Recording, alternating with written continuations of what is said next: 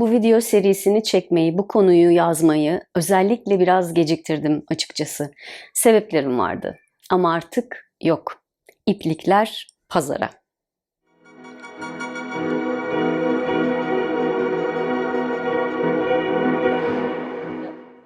Fonksiyon nedir? İşlev yani çalışabilirlik. Yani görevlerini tam olarak yerine getirebilirlik. İşlevsiz veya fonksiyonsuz dediğimizde de tabii ki bütün bunların yokluğu denebilir. Ve işlevsiz aile derken de kastım üyeleri arasındaki normal veya faydalı ilişkilerin bozulduğu sosyal yapı. Bu ilişkilerin nasıl bozulduğuna dair oldukça geniş çaplı ele almaya çalışacağım bu konunun geçtiği yer elbette ki çocukluğumuz olacak. Özellikle bu video birçok insan için çok tetikleyici olacak. Her anlamda tetikleyici. Hem iyi anlamda hem de kötü anlamda. Yani bir kısım bu kelimelerde kendini ve çocukluğunu görecek ve dolayısıyla hayatındaki birçok şey yerli yerine oturacak. Hayatına farklı yerlerden bakmaya başlayacak ve birçok şeyi neden yaptığını, neden hep öyle ilişkiler yaşadığını, neden hep öyle hissettiğini anlayacak. Kırıcı ve tetikleyici olacak. Çünkü insanın o ana kadarki hayatının aslında nasıl elinden alındığını görmesi kolay olmayacak. Fakat bu geri dönüşsüz yola girdikten sonra da o ana kadarki hayatını kendi seçimleriyle dolu yeni bir hayat ile değiştirebilecek. Diğer bir kısım ise kendi çocuğuna yaptıklarını göreceği için tetiklenecek. Başka bir kısım ebeveynlerinin bunu yapabileceğine inanmak istemeyecek. Kısacası her yönden oldukça tetikleyici bir içerik olacak. Şimdiden uyarmak istedim. İyi anlamda yani bu tetiklenmeyi iyi taraftan kucaklayabilecekler, kullanabilecekler için küçük bir cesaret tebriği. İçinde programlandığınız aile yapısının sizde nasıl hasarlar bıraktığı konusunda ufak şüpheler oluşmaya başladığı an, özgürleşmenin, iyileşmenin başlangıcındasınız demektir. Çünkü insan ancak en yüksek teslimiyeti içinde hissettiğinde, yani en karanlık gecesinde ise kendi gerçekleriyle gerçekten yüzleşmeye cesaret edebiliyor. Bu yüzden önemli bir kırılma noktasında olduğunuzu bilmenizi isterim. Kaldı ki bu kapıyı araladığınızda bile ilk aşamada yaşananların gerçekliği konusunda direnç gösterebilirsiniz. Çünkü bugün burada konuşacaklarımız gerçekten hazmetmesi oldukça zor. Oldukça zor olan konular olacak ve içinizde direnç hissederseniz bu da çok normal olacak aslında. Ve gerçekten ne kadar hasar gördüğümüzü ta derinden, içimizden hissedebilmemiz içinse bakın anlamak demiyorum.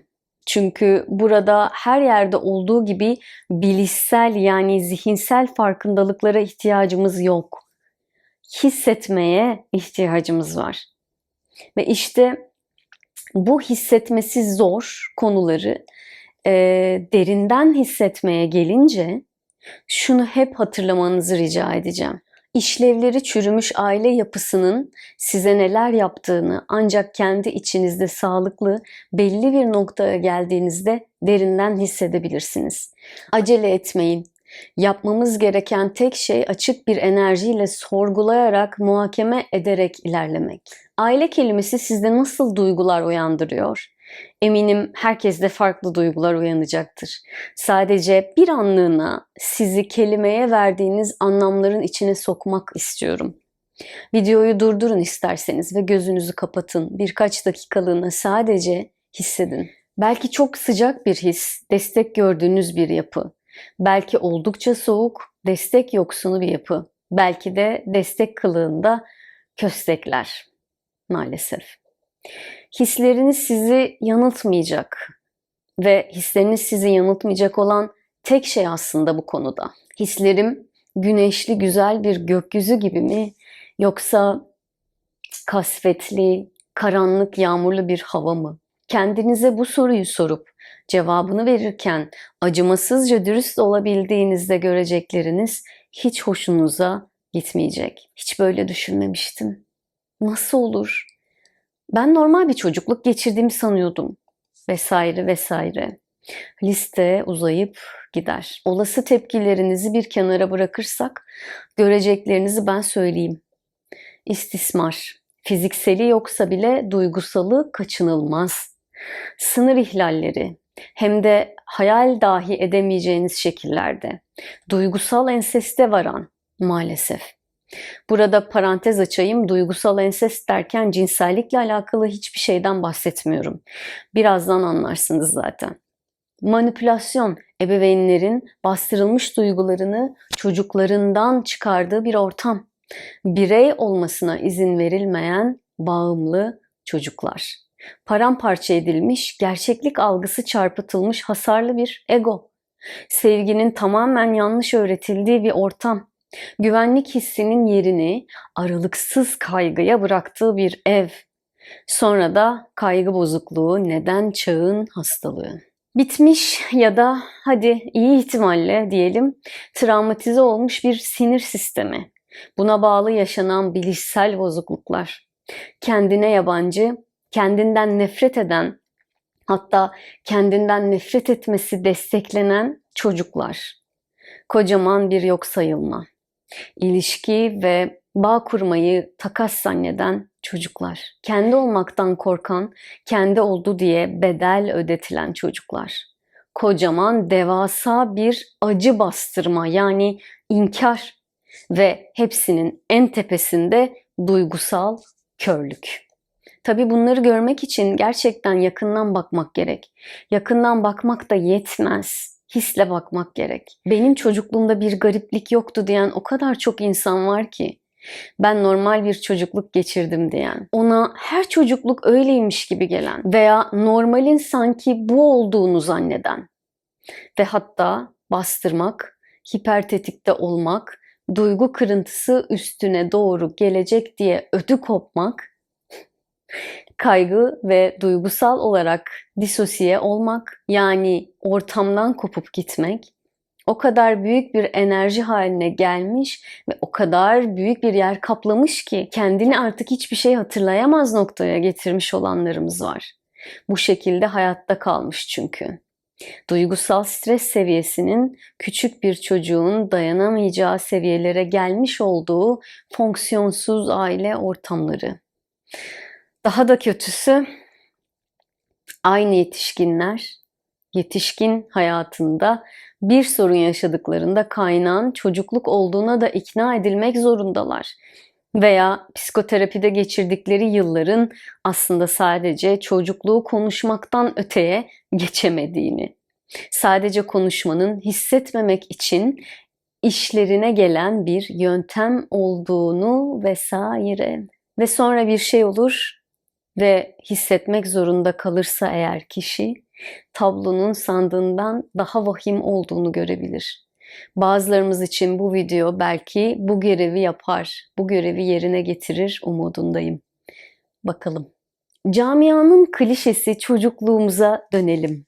Ne yaşanıyorsa kaynağı çocukluktadır vesaireler. Klişe ama doğru. Keşke doğru olmasaydı. Doğru, çünkü canımız öyle istiyor diye değil, hayatınıza dair tüm veri girişinin yapıldığı yer orası olduğu için, programınız orada yazıldığı için veya sisteme virüsün girmeye başladığı yer olduğu için mi desek tartışılır. Bir şeyden eminim, hep söylerim.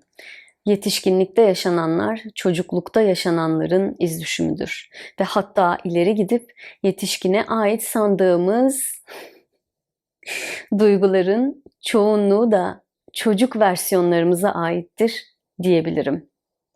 Ve işte aile içi dinamikleri ve modelleri anladıkça, daha çok anladıkça önemine bizzat kanaat getireceksiniz. Fonksiyonsuz aile ne demek peki? Bu terimi kullanırken ben ne demek istiyorum? Aslında yukarıda saydığım işlevsizliklerin olduğu bir aile ortamını kastediyorum tabii ki. Fakat ince bir farkla. Bütün bunların yaşandığı ve yaşanmasının da normal karşılandığı bir aile ortamı. Yani ortada bir bozukluk olduğunu fark edememekten kaynaklı bu fonksiyonsuzlukların nesilden nesile aktarılarak o ailenin çocuk yetiştirme biçimi haline gelmiş ve sorgulanmadan öylece kabullenilmiş olması. Yani esas fonksiyonsuzluk sorgulanmamasında. Bir dakika, burada bir hata var diyebilen aile üyelerinin ciddiye alınmaması, susturulması, gaslight edilmesi, yok sayılması, hatta bazen cezalandırılması. Ebeveynlerin bu hataya uyanabilecek gibi olduklarında kendilerini farklı yöntemlerle inkara teslim etmeleri ve kafaların kuma gömülmesi. Bence asıl fonksiyonsuzluk burada. Yani inkarda. Çünkü hata yapılır, hata dediğimiz şeyler bizi büyütür. Tabii hata yaptığımızı inkar etmeden neyi düzeltmemiz gerektiğine kafa yorarsak eğer, fonksiyonsuz bir ailede çürüyen en temel işlev empatinin yok olmuş olmasıdır. Empatinin yokluğunda her şey narsisistiktir. Empatinin yokluğunda her şey tekinsizdir. Empatinin yokluğunda her şey şefkatsizdir. Dolayısıyla buradaki temel sorun ebeveynlerin empati düzeylerini zaman içinde yitirmeleridir. Onların da kendine göre çok geçerli sebepleri vardır, evet. Sonuçta sürekli vurguladığım bir gerçek var. Hepimiz kendimizden önceki neslin kurbanlarıyız. Bu su götürmez bir gerçek. Ancak bu gerçeğin arkasına sığınmak bizi fonksiyonsuz aile dinamiklerinden bağımsızlaştırmaz. Şimdi bulunduğumuz yerden kendimizi çekip çıkarmak istiyorsak, çocuklarımıza bu çürümüş mirası bırakmak istemiyorsak önce bir şeylerin bozulmuş olduğunu görmeliyiz. Bize yapılanı, çektiğimiz sıkıntıyı, acıyı derinlerine kadar tanımalıyız. Yani önce acımıza direnmemeliyiz.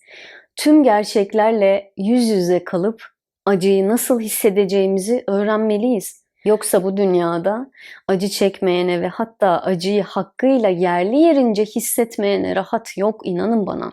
İnsanlık olarak bunu şimdiye kadar anlamış olmamız gerekiyordu ama çok geciktik. Her neyse. Toplumda normal kabul edilen bu fonksiyonsuzluğu şu an hemen hemen bütün Türk dizilerinde görebilirsiniz. Etrafınızdaki ailelerde de görebilirsiniz ve umut ediyorum ki kendi ailenizde de. Çünkü maalesef fonksiyonsuz aile günümüz ailesinin neredeyse tamamıdır. Günümüzde normal haline gelmiştir. Yani işin içinden biz normal bir aileyiz diye çıkamazsınız. Belki fiziksel şiddet görmediniz, belki trajediler yaşanmadı o ailede.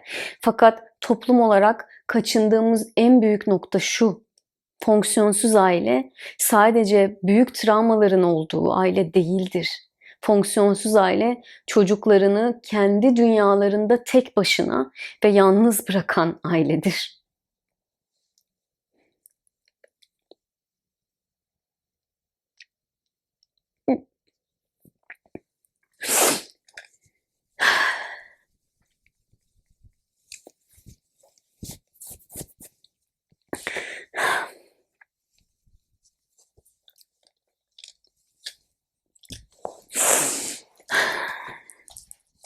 Fonksiyonsuz aile çocuklarının iyiliklerini düşünme taklidi altında her şeylerine karışır gibi görünürken onları kendi kaderlerine bırakan ailedir.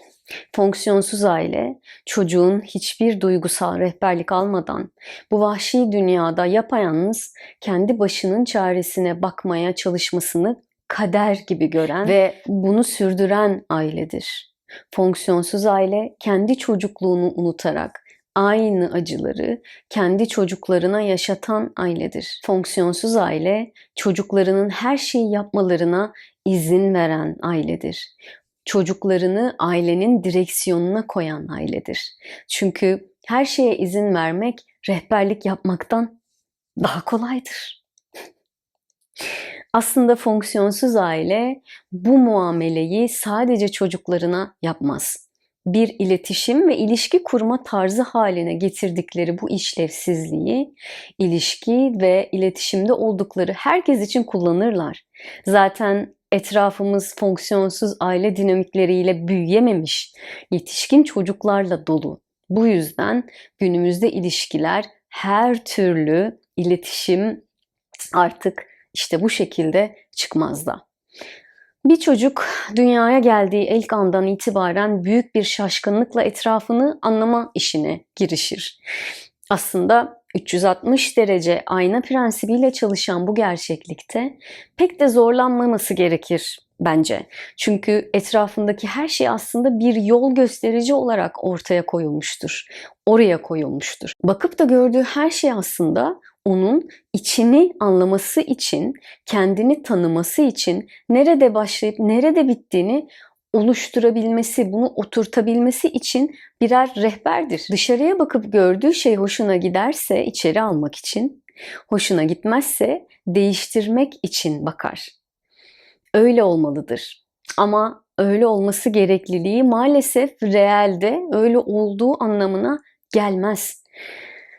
İnsanın bebek hali gerçekten de son derece acizdir. Hem fiziksel olarak diğer canlılar gibi doğduğu andan itibaren titrek bacaklarla koşup ormana gidemez, hem de ne hissettiği konusunda müthiş bir karmaşa içinde kalır. Barınma, beslenme, fiziksel olarak güvende hissetmenin yanı sıra diğer tüm faaliyetler içinde ebeveynlerine bağlıdır. Bu bağlılık zaman içinde bağımlılığa dönüşmediği sürece çocuk bağ kurmanın, birbirine bağlı hissetmenin güzelliğini, önemini ve hayati oluşunu burada öğrenir. Temel ihtiyaçları için bağlı bulunduğu bu insanlar aynı zamanda onun birer yansımasıdır.